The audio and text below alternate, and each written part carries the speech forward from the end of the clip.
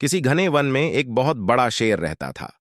वह रोज शिकार पर निकलता और एक ही नहीं, दो नहीं, कई कई जानवरों का काम तमाम कर देता। जंगल के जानवर डरने लगे कि अगर शेर इसी तरह शिकार करता रहा तो एक दिन ऐसा आएगा कि जंगल में कोई भी जानवर नहीं बचेगा। सारे जंगल में सनसनी फैल गई। शेर को रोकने के लिए कोई न कोई उपाय करना जरूरी था। एक दिन जंगल के सारे जानवर इकट्ठा हुए और इस प्रश्न पर विचार करने लगे। अंत में उन्होंने तय किया कि वे सब शेर के पास जाकर उनसे इस बारे में बात करें। दूसरे दिन जानवरों का एक दल शेर के पास पहुंचा। उनके अपनी ओर आते देख शेर घबरा गया और उसने गरज कर पूछा, क्या बात है? तुम सब यहां क्यों आ रहे हो? जानवर दल के नेता ने कहा, महाराज, हम आपके पास निवेदन करने आए हैं। आप राजा हैं और हम आपकी प्रजा। जब आप शिकार करने निकलते हैं तो बहुत जानवर मार डालते हैं। आप सबको खा भी नहीं पाते। इस तरह से हमारी संख्या कम होती जा रही है। अगर ऐसा ही होता रहा तो कुछ ही दिनों में जंगल में आपके सिवाय और कोई भी नहीं बचेगा। प्रजा के बिना राजा भी कैसे रह सकता है? यदि हम सभी मर जाएंगे तो आप भी राजा नहीं रहेंगे। हम चाहते हैं कि आप सदा हमारे राजा बने रहें।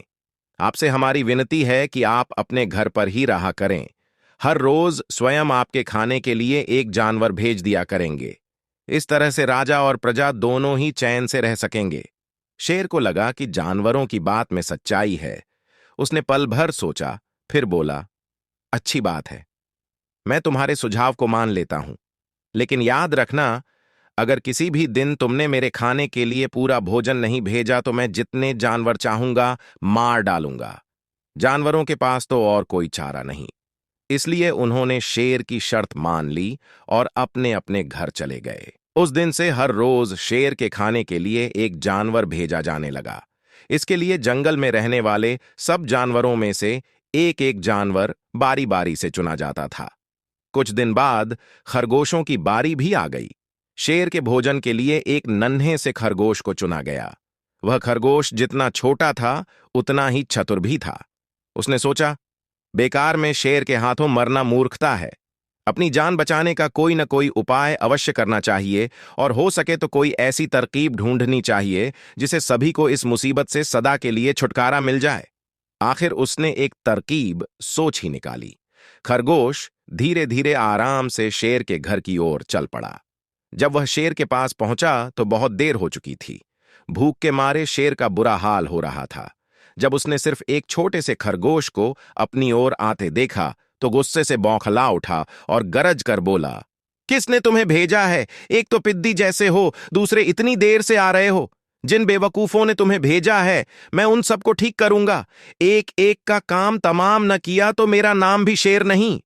नन्हे खरगोश ने आदर से जमीन तक झुककर, महाराज, अगर आप कृपा करके मेरी बात सुन लें तो मुझे या और जानवरों को दोष नहीं देंगे। वे तो जानते थे कि एक छोटा सा खरगोश आपके भोजन के लिए पूरा नहीं पड़ेगा, इसलिए उन्होंने 6 खरगोश भेजे थे। लेकिन रास्ते में हमें एक और शेर मिल गया। उसने 5 खरगोशों को मारकर खा लिया। ये सुनते ही शेर दहाड़कर बोला, क्या कहा? दूसरा शेर? कौन है वह? तुमने उसे कहां देखा? इधर आइए महाराज, इधर। खरगोश रास्ता दिखाते हुआ शेर को एक कुएं के पास ले गया और बोला, महाराज, वह दुष्ट शेर जमीन के नीचे किले में रहता है। जरा सावधान रहिएगा। किले में छुपा दुश्मन खतरनाक होता है। मैं उससे निपट लूंगा। शेर ने कहा, तुम ये बताओ कि वह है कहां? पहले जब मैंने उसे देखा था तब तो वह यहीं बाहर खड़ा था। लगता है आपको आता देखकर वह किले में घुस गया। आइए मैं आपको दिखाता हूं। खरगोश ने कुएं के नजदीक आकर शेर से अंदर झांकने के लिए कहा। शेर ने कुएं के अंदर झांका तो उसे कुएं के पानी में अपनी परछाई दिखाई दी। परछाई को देखकर शेर जोर से दहाड़ा। कुएं के अंदर से आती हुई अपने ही दहाड़ने की गूंज सुनकर उसने समझा कि दूसरा शेर भी दहाड़ रहा है। दुश्मन को तुरंत मार डालने के इरादे से वह फौरन कुएं में कूद पड़ा। कूदते ही पहले तो वह कुएं की दीवार से टकराया, फिर धड़ाम से पानी में गिरा और डूबकर मर गया। इस तरह चतुराई से शेर से छुट्टी पाकर नन्हा खरगोश घर लौटा। उसने जंगल के जानवरों को शेर के मारे जाने की कहानी सुनाई। दुश्मन के मारे जाने की खबर से सारे जंगल में खुशी फैल गई। जंगल के सभी जानवर खरगोश की जय जयकार करने लगे।